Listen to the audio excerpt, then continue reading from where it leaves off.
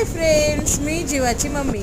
आज आम्ही ना पिंपरीमध्ये गेलो होतो, पिंपरी कॅम्पात गेलो होतो.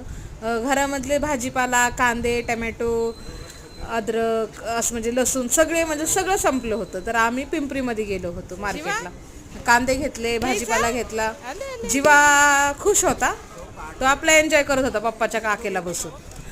गवार घेतली, काकडी घेतली आणि आम्ही ज्याच्याकडे भाजी घ्यायला थांबायचं, जीवाला कुणी ना कुणी, तो आई म्हणायचा, बाबा म्हणायचा, त्यांना सगळे मग त्याच्या हातामध्ये काकडी द्यायचे, गाजर द्यायचे. त्यांनी मस्त खाऊन पिऊन एन्जॉय केला.